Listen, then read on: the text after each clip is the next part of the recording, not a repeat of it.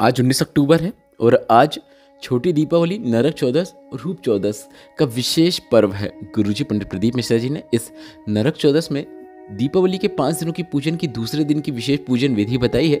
वही हम आपको वीडियो के माध्यम से समझाने का प्रयास करेंगे, इसलिए वीडियो अंत तक देखें ताकि कोई भी जानकारी आपसे न छूटे।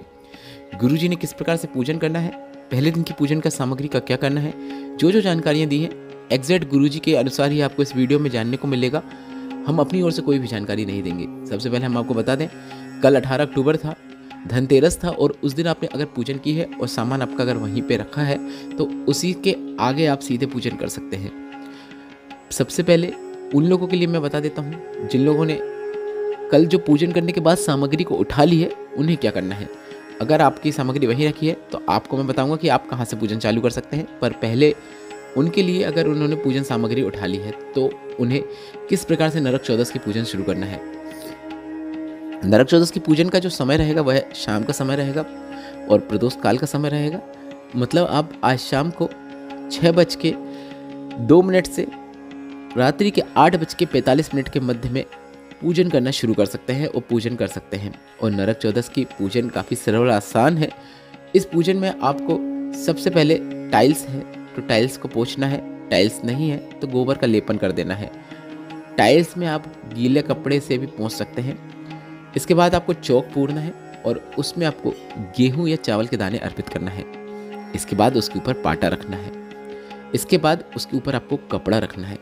इसके बाद उसके ऊपर आपको प्लेट रखना है। इसके बाद आपको उस प्लेट में स्वास्तिक का निर्माण करना है। उसमें गेहूं या चावल के दाने अर्पित करना है। पहले दिन की पूजन में आपने जितने सिक्के लिए थे, नरक चौदस की पूजन में आपको एक और सिक्का लेना है, क्योंकि गुरुजी ने पिछले वर्षों की शिवपुराण कथा में पहले दिन की पूजन में एक सिक्का उपयोग करने को कहा था, पर इस बार गुरुजी ने 2 सिक्के उपयोग करने को कहे थे। तो आपने अगर 2 सिक्के उपयोग में लिए हैं तो 2 ही सिक्के आपको लेना है, अलग से एक और सिक्का लेने की आवश्यकता नहीं है। तो ध्यान से समझ लीजिए, पहले दिन की पूजन में अगर आपने एक सिक्का का उपयोग किया है तो आपको आज एक सिक्का और बढ़ाना है। पर अगर आपने पहले दिन ही 2 सिक्कों का उपयोग किया है जिसमें आपने मोली लपेटे हुए हैं तो आप उन्हीं दोनों सिक्कों का उपयोग करें और आपको अलग से सिक्का पूजन में बढ़ाने की आवश्यकता नहीं है। अब आज जो है आप जो परंपरागत तरीके से अलग दीपक जलाते थे वह तो जलाएं, पर इस पूजन में आपको सिर्फ 2 दीपक प्रज्वलित करना है।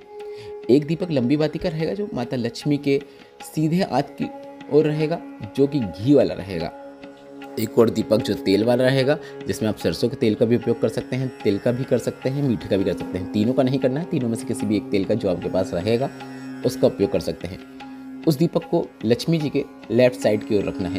अब मैं लक्ष्मी जी की बात कर रहा हूँ, मैं सिक्कों की बात कर रहा हूँ। आप ये ना सोचें कि किसी फोटो या प्रतिमा की मैं बात कर रहा हूँ, क्योंकि हम सिक्कों को ही लक्ष्मी जी माने हैं, इसलिए सिक्कों का लेफ्ट और सिक्कों की राइट की ही बात की जा रही है।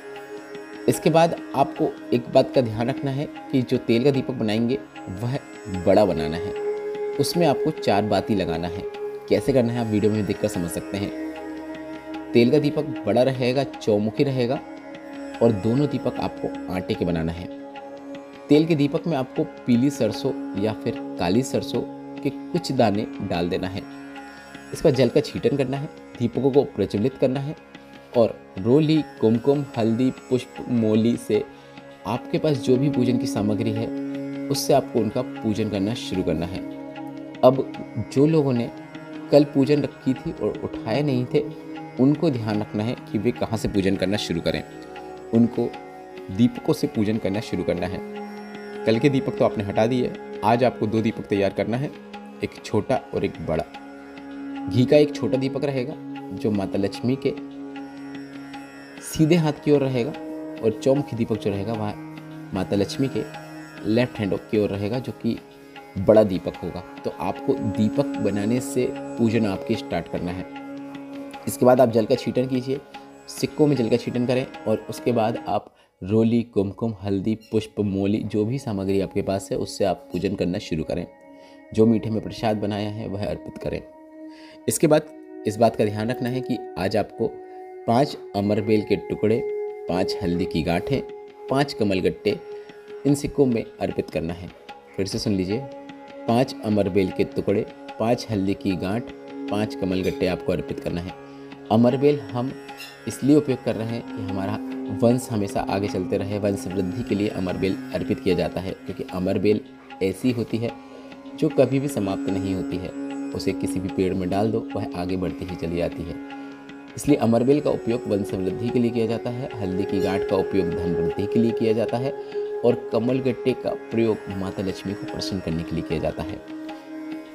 सभी चीज़ें 5 की संख्या में आपको अर्पित करना है। इसके बाद आपको दोनों हाथ में हल्दी लेके उसे 5 बार सभी सामग्री के ऊपर अर्पित करना है। इसके बाद दोनों हाथ में रोली लेके, कुमकुम लेके, जो भी आपके पास है उसे भी 5 बार में उन्हीं सिक्कों के ऊपर अर्पित करना है।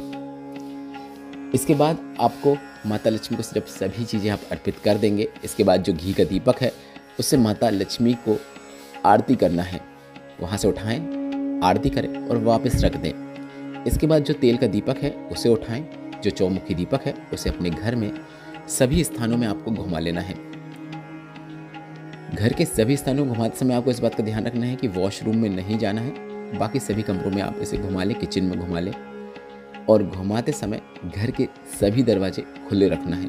कुछ बातें गुरुजी पंडित प्रदीप मिश्रा जी ने जो बताई हैं उन्हें आपको ध्यान रखना है, इसलिए हम आपको एक एक बात बता रहे हैं। जब आप वह दीपक अपने घर में घुमाएंगे तो आपको अपने घर के सभी दरवाजे खुले रखना है। इसके बाद जब पूरे घर में घुमा लेंगे, मुख्य द्वार के बीचों बीच ले जाकर आपको उसको रख देना है।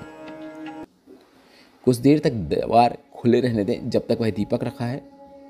माता लक्ष्मी का स्मरण करते हुए, श्री शिवाय नमस्तुभ्यम बोलते हुए वापस माता लक्ष्मी के पास आकर बैठ जाइए। मतलब जहाँ पे आप पूजन कर रहे थे वहाँ पर आकर बैठिए, प्रणाम कीजिए, झोली प्रसार कर विनती कीजिए, माँ हमारे घर में निवास करो, आपका भंडार हमेशा भरा रहे, कभी खाली ना हो हे माँ। जैसे हम दामोदर मास की कथा सुन रहे हैं, कार्तिक महत्व में हमने जाना है, उस महत्व में हमने यह जाना है कि लक्ष्मी शिवाज्ञा से, नारायण की आज्ञा से घर में अगर जाती हैं, वैसे ही हम पर कृपा करें, हमारे घर पर प्रवेश करें। इस प्रकार से आपको आज नरक चौदस का पूजन अर्चन करना है और यह पूजन आपको पूर्ण करना है। अब यह प्रश्न रहेगा कि इस पूजन के बाद भी हम सामग्री उठाना चाहें तो उठा सकते हैं क्या? जी हाँ, आप पूरी सामग्री उठा सकते हैं। सिक्कों को भगवान के मंदिर में ही किसी प्लेट में रख सकते हैं। कल वापस इन सिक्कों का उपयोग कर सकते हैं पूजन में। दीपक जब पूरे ठंडे हो जाएं तो आप रात्रि के बाद या फिर कल सुबह भी दीपकों को आप गाय को दे सकते हैं, वह खाने में गाय के उपयोग में हो जाएंगे। बाकी सामग्री जो है वह आप निर्वाल बना सकते हैं, या फिर आपके पास ज़्यादा सामग्री नहीं है तो आप हल्दी की गांठ और कमल गट्टे का वापस उपयोग कर सकते हैं। अमरबेल तो आपको निर्वाल में डालना ही हो। वीडियो में बताई गई जानकारी संबंधित जो भी प्रश्न है आप कमेंट बॉक्स के जरिए पूछ सकते हैं। श्री शिवाय नमस्तुभ्यम। हर हर महादेव। शुभ दीपावली।